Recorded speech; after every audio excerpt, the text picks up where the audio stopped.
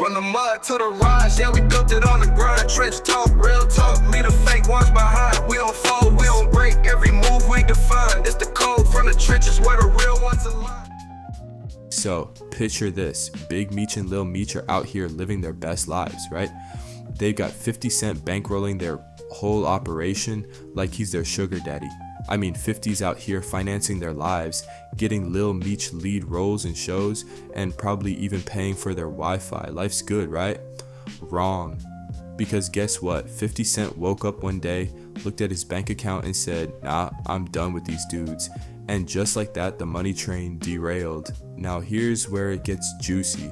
Instead of Big Meech and Lil Meech sitting down, having a come to Jesus moment and figuring out how to hustle on their own, they pull a Optimus Prime move, like Autobots assemble, except instead of robots, it's their new crew of 50's known ops and enemies. That's right, they're out here clicking up with the very people 50 Cent despises. Talk about a plot twist. If this were a movie, it'd be called Betrayal: The Meech Chronicles, Scott. But wait, it gets better. 50 Cent, being the king of petty, is now clowning them on social media every single day. It's like he's got a Google Calendar reminder, 10 a.m. roast Meech family. And y'all, 50's not holding back. He's out here posting memes, throwing shade, and probably laughing all the way to the bank. Meanwhile, Big Meech and Lil Meech are looking like they just got kicked out of the group chat. Now let's break it down. If you were in their shoes, what would you do? Would you A, sit on your ass and cry about it? B, get up, dust yourself off, and hustle like your life depends on it?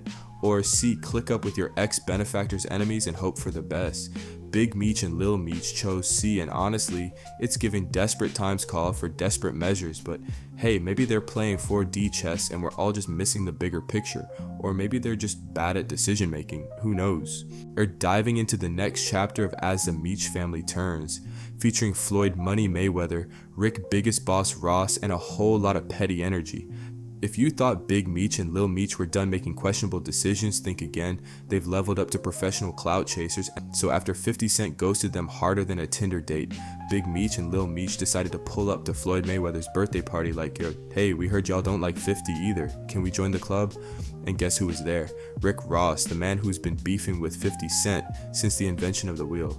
The vibes must have been immaculate because Floyd was like, y'all seem cool, come kick it at my crib. And just like that, the Meech family went from BMF to BFFs with Floyd and Rose. But here's where it gets savage.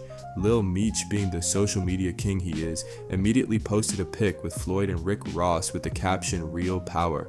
Bro, real power? You're out here looking like a groupie at a fan meet and greet. Then, to double down on the cringe, he posted another pic of him, Floyd, and Big Meech at Floyd's crib like, "Look, ma, we made it." Meanwhile, the internet is dragging him harder than a Walmart shopping cart with a broken wheel. People are calling him a celebrity beggar, hopping from one rich dude to the next like it's a game of musical money bags. And let's talk about Floyd Mayweather for a second. This man is the king of "I'll fund your dreams as long as you kiss the ring." He's out here collecting people like Pokemon cards, and now he's added the Meech family to his roster. But hey, if anyone's gonna throw money at a problem, it's Floyd. Dude's got more cash than Scrooge McDuck. And Rick Ross, he's just happy to be here, probably thinking, if this pisses off 50, I'm in. But here's the real tea. Lil Meech and Big Meech are doing all this publicly. Like, bro, we get it. You're mad at 50. But posting pics with his enemies like it's some kind of revenge tour just makes you look desperate. It's like when your ex starts dating someone you hate just to get under your skin. It's not a flex, it's pathetic. If y'all are gonna work with Floyd and Rick Ross, do it behind the scenes and then come back with something real. A show, a movie, a podcast, something. Right now, it just looks like y'all are out here begging for coins like a broke busker. And let's not forget the BMF benefit concert coming up. Lil Meech is out here performing BMF with a lineup that includes Lil Baby, 21 Savage, Sexy Red, and Ricky Ross. Bro, this is like the Avengers of Petty. It's iconic, but also hilarious. Like, y'all really pulled up with everyone 50 Cent doesn't like and said, let's make it a party. In conclusion, Big Meech and Lil Meech are out here playing 4D chess with their careers, but it's looking more like checkers. They've gone from 50 Cent's Golden Boys to Floyd Mayweather's new toys, and the internet is eating it up like it's a Netflix series. But hey, if there's one thing we've learned from this whole mess, It's that loyalty is a myth in the entertainment industry. Everyone's just out here trying to get paid, and the Meech family is no exception. So, what do you think?